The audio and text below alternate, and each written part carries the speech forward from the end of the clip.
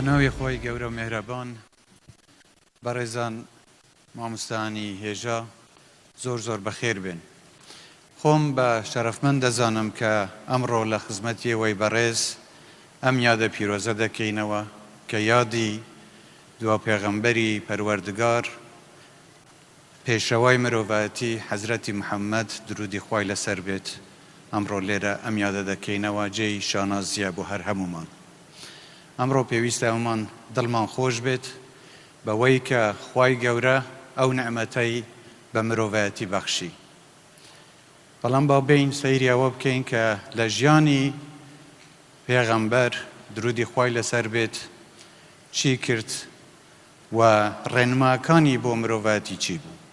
لە سەردەمێک پێغەمبەری ئیسلام درودی خوای لەسەر بێت هات کە ڕوبەڕووی نایەکسانی ببێتەوە، ڕوبەڕووی ستەم ببێتەوە، ڕوبەڕووی زیندە بە چاڵکردنی ئافرەت ببێتەوە، ڕوبەڕووی ئەوە ببێتەوە کە بەندەی خوا نەکرێتەوە بە بەندەی کەس.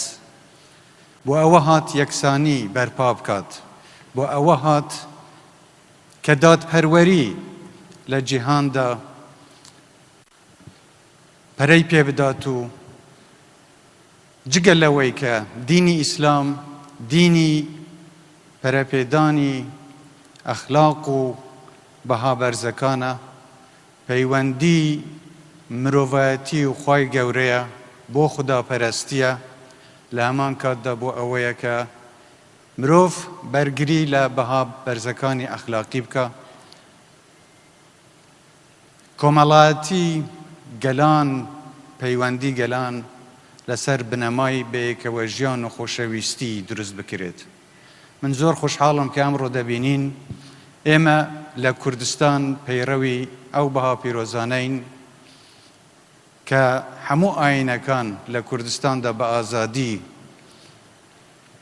بەیەکەوە دەژین و خوداپەرستی بە هەموو جۆرێکەوە لە هەموو ئاینەکەوە لە کوردستاندا ڕێگەی پێدراوە. جێی شانازیە بە هەر هەمومان. لێرەدا من داوایەکی بچووکم لەو هەموو مامۆستا بەڕێزانە هەیە کە لە ئامۆژگاریەکانی خۆیان بێبەشمان نەکەن، لە ڕێبەرایەتیکردنی کۆمەڵگەکەمان بێبەشمان نەکەن و ڕێگە بگرن لەوەی کە دینی پیرۆزی ئیسلام یار هەر ئاینێک بۆ بەرژەوەندی شەخسی تاک گروپ یا مەرام و ئەجەندایەکی سیاسی بەکار بێت. ئاین بۆ ئەوەیە ئینسان لەگەڵ خوای خۆ ڕازگۆ بێت، هەروەها پەیوەندیەکی تەندروستی لەگەڵ هەموو هاوڵاتیان و هاونیشتمانیانی تر هەبێت. جارێکی تر سوپاسی ئامادەبوون یار هەمووتان دەکەم و هیوادارم ئێوەش پشتگیری حکومەتەکەی خۆتان بکەن بۆ ئەوەی ئێمە بتوانین زیاتر لە خزمەتیەوەی خۆشەویستدا بین. زۆر سوپاس، بەخێر بین.